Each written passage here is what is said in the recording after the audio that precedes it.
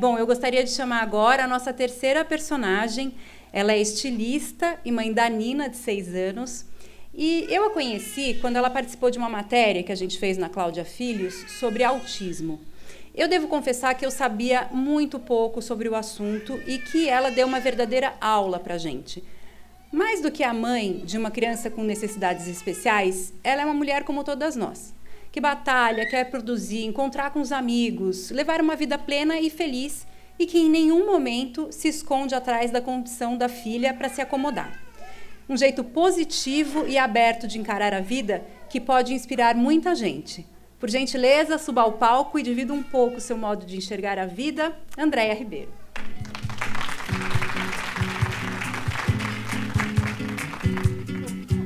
Bom dia. O que vocês acham se, em um momento da vida de vocês tivessem uma oportunidade de repensar tudo aquilo que a gente tinha aprendido?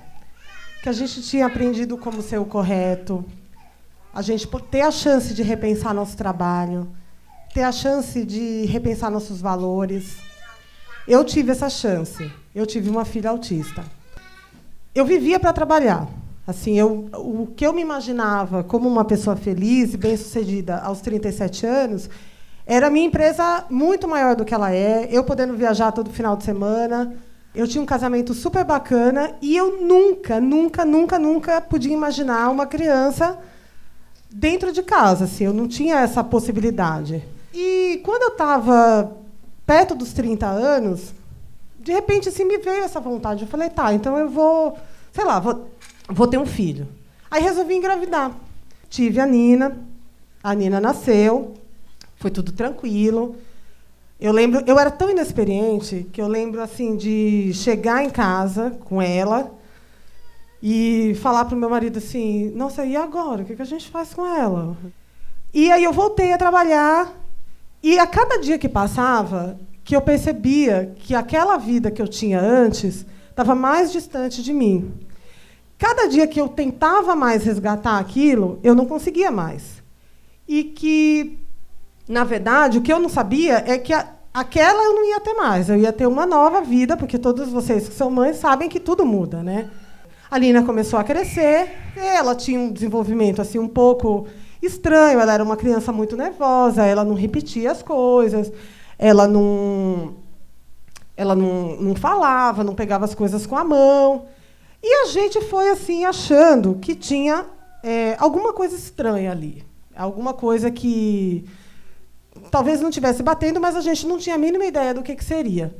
Só que todo mundo chegava e dizia, você é filha única, a Nina é igual a você, ela é assim, ela tem esse temperamento meio que não se resolve, que não é meio mimada e tal. Eu falei, gente, mas não é isso, não é possível. E aí falavam, não, põe ela na escola. Eu coloquei ela na escola com 1 ano e meio para ver se ela, se relacionando com outras crianças, a coisa melhorava.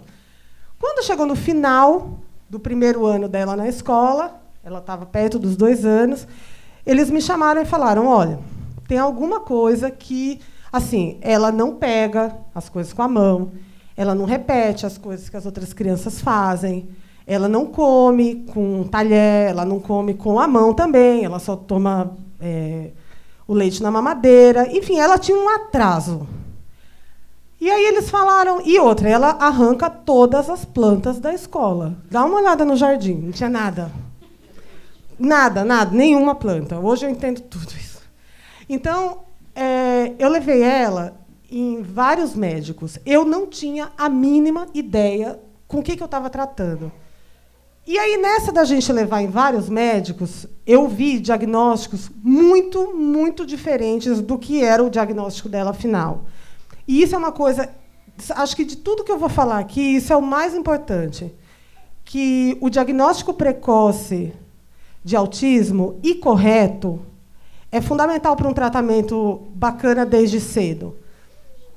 Então, até que eu cheguei num médico, eu tinha feito todos os exames da vida com ela, assim, tipo tomografia, nossa, todos, assim, uma pilha de exame. E eu cheguei e aquilo não se resolvia. Eu acho que tudo na nossa vida que a gente não tem controle da situação, a gente começa a se desesperar. E aí, quando eu cheguei no médico, nesse que é o médico dela agora, Cheguei com aquela pilha de exame, cheguei lá, coloquei em cima da mesa e falei, ai, doutor, eu já andei, sei lá, 50 mil médicos, já vi, escutei tanta coisa. Ai, dá uma olhada nos exames. E ele olhava para mim, assim, e olhava para ela. E ela lá andando, correndo no consultório, fazendo as coisinhas dela, o gestual e tal. Falei, ai, doutor, não, olha os exames, eu não sei. Aí comecei a contar toda a história. Quando eu terminei, assim, depois de 1 hora de contar a história, ele nem abriu os exames. Ele olhou para mim e falou assim, você precisa se tratar, viu? Aí ele falou, mas eu vou te falar o que ela tem. A sua filha é autista. Assim, sem abrir nenhum exame. Aí eu olhei para ele e falei, tá, e aí? Ela vai tomar um remédio? Né? Vai tomar assim umas gotinhas? Como é que vai ser? Aí ele chegou e falou assim, ele olhou para mim e falou, nunca vou esquecer essa cena. Ele olhou para mim e falou assim, sabe tudo que você aprendeu até hoje?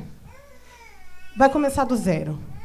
A Nina, ela tem outro ponto de vista. Ela vê a vida de uma outra forma. Você vai comprar para ela o presente mais incrível do mundo e ela vai adorar a fita. Então, ao invés de você levar ela na Disney, talvez você leve ela lá no Yamamura para ver os lustres, que ela vai talvez gostar mais. E aí, gente, desse momento para frente da minha vida, eu repensei tudo. Eu me tornei uma boa aluna da vida, né? Eu nunca me questionei por que aquilo tinha acontecido comigo. Ai, gente, por que aconteceu isso comigo? Eu nunca fiz essa pergunta. A pergunta que eu fazia é, para que isso aconteceu comigo? Porque tinha tanto a ser evoluído na minha vida. Eu era um pacotão assim, de coisa para melhorar, sabe? E eu fui pegando os pontos das coisas que eu exercia e fui modificando. Eu modifiquei meu trabalho. Eu percebi que... Por que a gente trabalha tanto para ganhar um X de dinheiro? Aí a gente ganha esse dinheiro. Para mim, eu não tinha muito o que fazer com isso. Eu não tinha tratamento para pagar para ela, nem a babá mais incrível para contratar. Eu tinha que ser mãe dela. Eu tinha que ser o exemplo dela dentro de casa. Ela que tinha que estar comigo toda hora, eu tinha que estar fazendo as coisas de terapia com ela toda hora. Então, eu tinha que ter uma equipe que funcionasse. Eu não precisava de 30 funcionários, eu preciso das 3 que eu tenho hoje. Eu, ao invés de fazer tudo aquilo que eu fazia, fazer showroom fora do Brasil, eu prefiro hoje atender noiva. Eu ganho igual. Então, a gente precisa fazer essa conta, porque, às vezes, o nosso trabalho ele não está se pagando na forma boa, sabe? A gente está... E se estressando e se afobando, quando a coisa podia se resolver de uma coisa mais tranquila, e talvez a gente esteja precisando fazer isso mesmo. Na minha casa, a gente tem... É uma casa que é super assim, uma criança autista ela tem rotina para tudo, né? Ela come num prato só, ela usa o mesmo tênis sempre, então, quando o tênis dela acaba, eu tenho que dar um jeito de achar outro igual, e outro igual, e outro igual. Ela usa a mesma meia. Enfim, a criança autista ela se encosta e se tranquiliza no mais rotineiro possível que as coisas sejam. Porém, o mundo não é assim, né? Então, a gente dá esse conforto para ela, mas, ao mesmo tempo, a gente precisa quebrar as barreiras, porque, uma hora, a sala de aula muda, e o ano muda, e a pior semana do ano, a primeira semana de aula, porque muda a sala, muda a figura da professora. Então, lá em casa, a gente tem uma rotina super rígida. Não é super rígida, é uma rotina que funciona com ela. Mas, em nenhum momento, a Nina é a dona da casa. Ela é sócia. Ela tem um terço, eu um terço, meu marido um terço, e os gatos, cachorro, umas ações. Assim. Eles já foram donos. Viu? E, com isso, a gente tem horário para dormir. Depois que ela dorme, eu posso cozinhar, que é a coisa que eu mais gosto na minha vida, que é uma terapia que eu cozinho diariamente. Então, assim, eu recebo meus amigos em casa, independente de estar barulho ou não, ela vai dormir. Como eu acho que deveria ser na casa das pessoas, porque a gente não pode mudar a nossa casa porque a gente tem um filho. O filho tem que ser parte da casa. E aí, eu fui estabelecendo essas novas rotinas de vida e eu fui percebendo que eu precisava muito cuidar de mim. Eu precisava cuidar de mim para eu poder cuidar dos outros. Eu precisava cuidar de mim para eu poder cuidar dela. E quando a gente tem uma criança especial, a gente aprende, assim, de uma forma muito natural, a receber ajuda numa boa. E a orientação que a gente tem da terapia é que a gente precisa se manter firme, porque uma hora que a gente cede, ela volta tudo e começa do início. Aquela tentativa de mudar, sei lá, o portão. E aí eu percebia que as mães das outras crianças olhavam e questionavam a diretora, a coordenadora, a respeito daquele comportamento.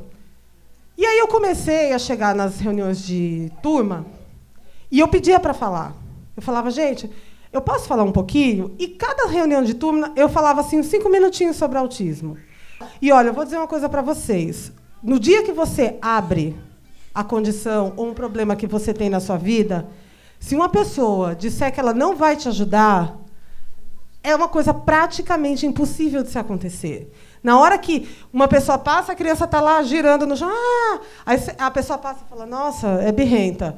Aí você volta e fala, não, deixa eu te explicar, ela é uma criança especial, eu tenho esse tipo de problema, eu preciso de ajuda. Você pode me ajudar? Lógico que posso. Então, assim, na verdade, hoje, na turma dela, as crianças são tão parceiras nossas, eles são tão nossos amigos que a gente, na verdade, às vezes precisa dar uma parada, assim, porque ela começa a usar isso a favor dela, sabe? Tipo, sei lá, não consigo fazer. Aí, Nina, vamos, eu carrego sua mochila. Eu falo, não, deixa ela carregar.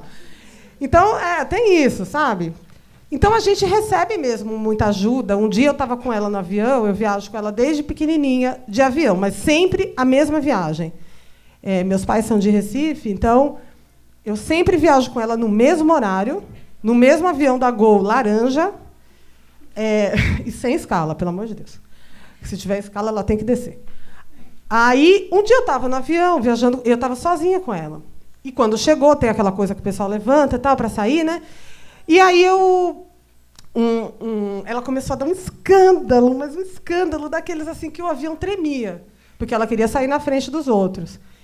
E aí um cidadão chegou para mim e falou assim, nossa, mas que menina mimada que você tem, hein, filha?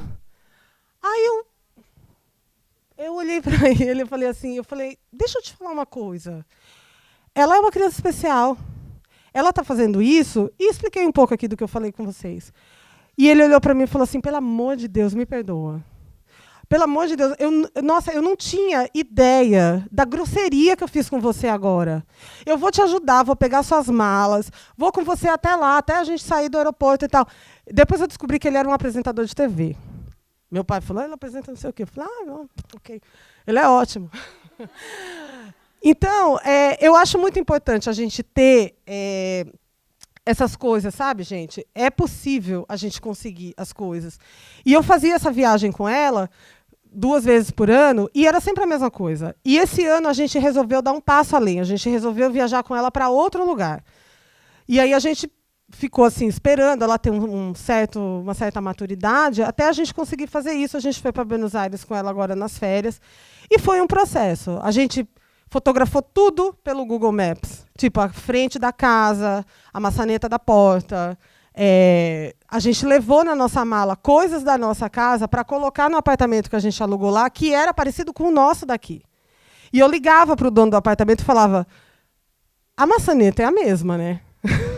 Porque, pelo amor de Deus, não troca a maçaneta, porque quando ela chegar em casa que ela vê a maçaneta errada... Deu super certo. A gente foi para Buenos Aires, a gente fez uns programas com ela do jeito dela, a gente foi para o zoológico de segunda-feira de manhã, sem ter ninguém. Ela absorveu as coisas de uma outra forma. Foi muito bacana, eu acho que vale a pena. Eu queria dizer para vocês que eu podia pegar a condição da minha filha e jogar todas as minhas frustrações nisso. Eu podia errar e dizer, gente, eu errei, mas tudo bem, né? Eu tenho uma filha especial. A sociedade ia me perdoar. Ela ia me abraçar. Ela ia dizer, tudo bem, a Deia pode. Sabe? Se ela não quiser fazer nada da vida dela, ficar num quarto escuro, ela pode. Tadinha. Mas eu resolvi fazer da minha história uma história modificadora de outras histórias. E foi isso que eu vim fazer aqui hoje com vocês. Obrigada.